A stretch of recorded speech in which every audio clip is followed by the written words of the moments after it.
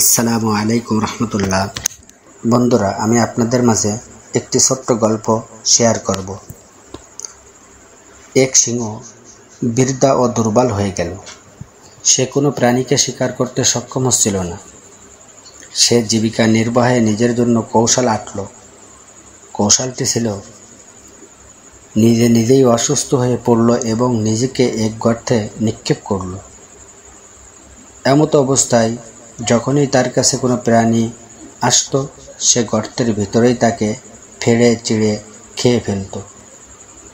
একদিন শিয়াল তার কাছে এলো এবং গর্তের দরজায় অবস্থান নিল এবং তাকে সালাম দিয়ে বলতে লাগলো, কেমন আছেন হে প্রাণীদের সর্দার? সিংহ তাকে বলল, হে আবুল হুসাইন, কেন তুমি প্রবেশ করছো না? শিয়াল বলল, হে আমাদের সর্দার, আমি প্রবেশের ইচ্ছা পোষণ করছিলাম, তবে আমি আপনার কাছে অনেক পদচিহ্নসমূহ দেখছি। তারা প্রবেশ করেছে এবং আমি তাদের কাউকেও বের হতে দেখছি না। এই গল্প থেকে আমরা কি উপদেশ পেলাম? চিন্তা ভাবনা করে কোনো কাজে পা বাড়ানো উচিত।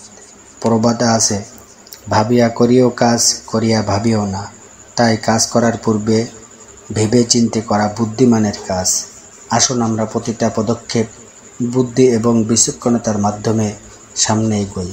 এই গল্পটি আপনাদের কাছে কেমন লাগলো অবশ্যই মতামত জানাবেন এবং সঙ্গে সঙ্গে যারা এখনও পর্যন্ত আমার এই ছোট্ট চ্যানেলটি সাবস্ক্রাইব করেননি, অনুগ্রহ করে চ্যানেলটি সাবস্ক্রাইব করে পাশে থাকা বেল আইকনটি বাজিয়ে দেবেন পরবর্তী ভিডিও পাইবার জন্য।